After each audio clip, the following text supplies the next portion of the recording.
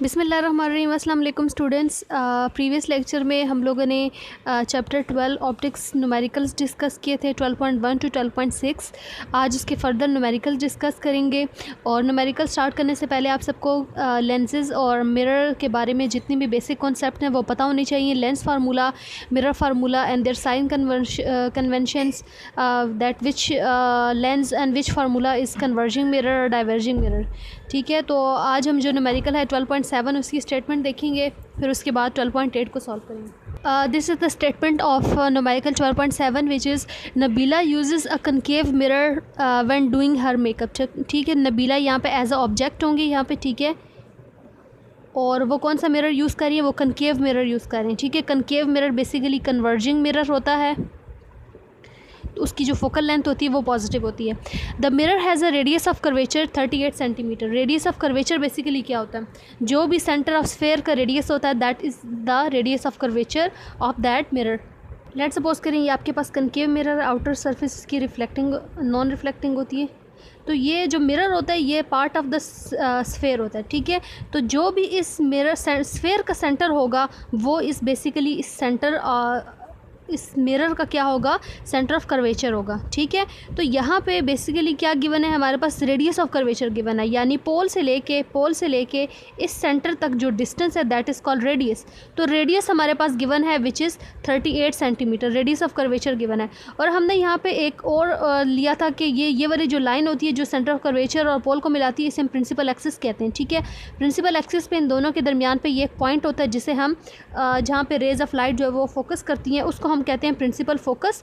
और फोकस से पोल तक जो डिस्टेंस है उसे हम फोकल लेंथ लेते हैं। ठीक है, तो यहाँ पे फोकल लेंथ और रेडियस ऑफ कर्वेचर का क्या रिलेशन होता है कि जो फोकल लेंथ होती है that is equal to focal length basically क्या होती है, रेडियस ऑफ कर्वेचर का हाफ होती है। देखिए यहाँ पे डिस्टेंस रेडियस ज़्यादा है, ठीक है, और जो फोकल लेंथ है वो क्या है, शॉर्ट है एज़ कम्पेयर टू रेडियस। यानी अगर रेडियस को आप जो है वो हाफ कर दे तो हमारे पास फोकल लेंथ आती है। ठीक है, तो ये डिस्टेंस एफ होगा और ये भी डिस्टेंस एफ होगा। तो यहाँ पे हम लोगों ने देखें क्वेश्चन में रेडियस ऑफ कर्वेचर गिवन है, हमें फोकल लेंथ फाइंड करनी है, तो सिंपल हम ये रिलेशन यूज़ करेंगे।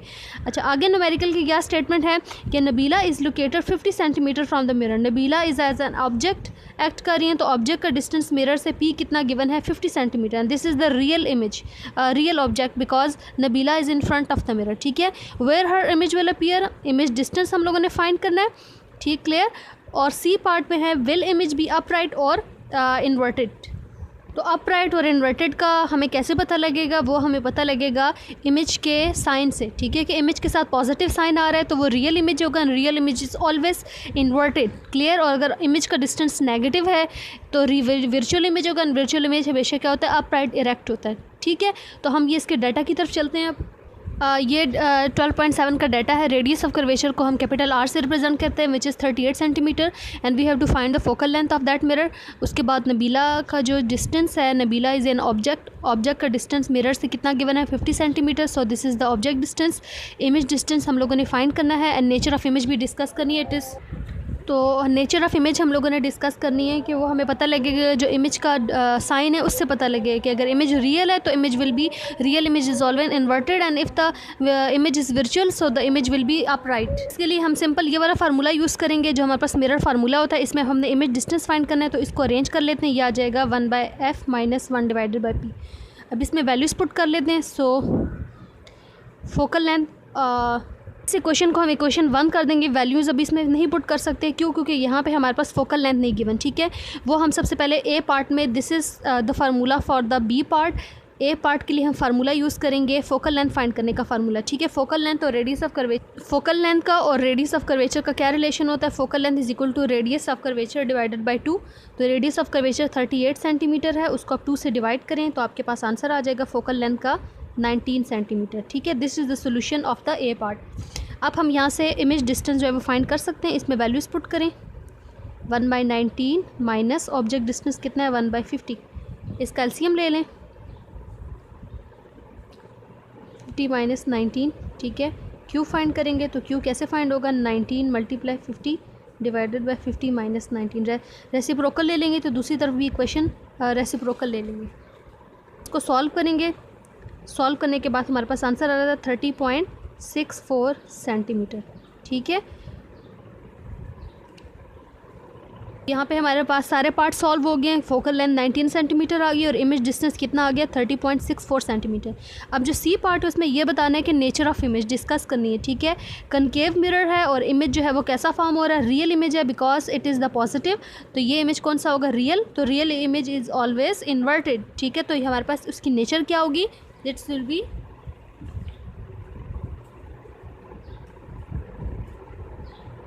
उसकी नेचर क्या होगी, this image will be inverted. Clear.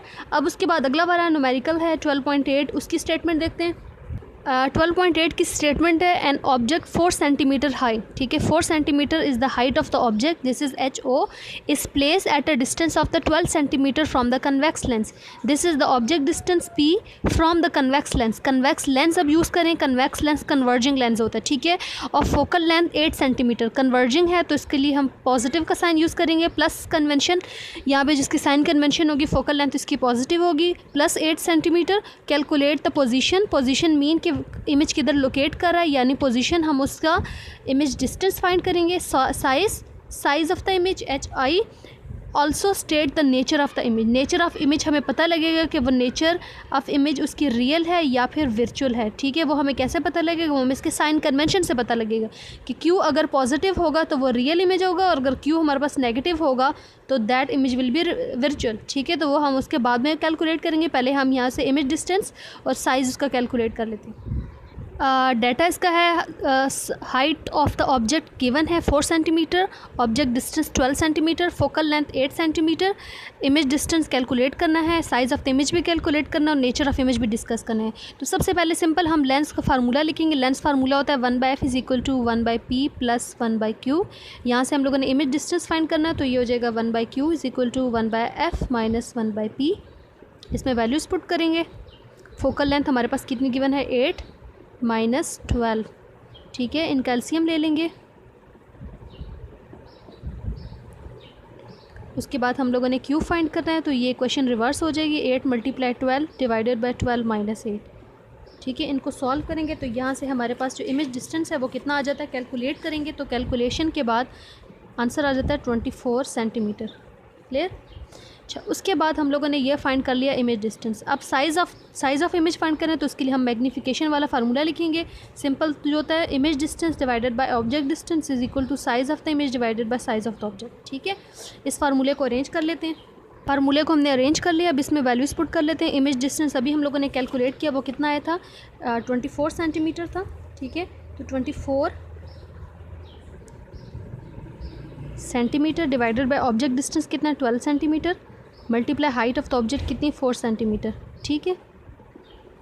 Centimetre centimetre से कैंसिल, ये सारी कैलकुलेशन करेंगे तो कैलकुलेशन के बाद हमारे पास आंसर आ जाता है। हाइट ऑफ द इमेज कितनी है, 8 सेंटीमीटर, ठीक है। अच्छा, अब हमने सी पार्ट में उसकी नेचर डिस्कस करनी है। नेचर हम कैसे डिस्कस करेंगे, हम देखेंगे कि जो ऑब्जेक्ट इमेज डिस्टेंस था वो कितना था, वो था पॉजिटिव प्लस 24 सेंटीमीटर, ठीक है। तो पॉजिटिव है तो इसका मतलब है इमेज कैसा होगा, रियल इमेज होगा। दूसरा इन्वर्टेड होगा, real image is always inverted. और अगर साइज़ देखें तो इमेज का साइज़ जो है वो ज़्यादा है और ऑब्जेक्ट का साइज़ क्या है, कम है, ठीक है। तो ये हमारे पास जो इमेज फॉर्म हो रहा है रियल इन्वर्टेड एंड मैग्नीफाइड या फिर लार्जर साइज़ इमेज जो है वो फॉर्म हो रहा है, ये इसकी नेचर होगी। अब अगले उसमें हम लोग बाकी जो इसके न्यूमेरिकल्स है वो डिस्कस करेंगे अपने अगले लेक्चर में।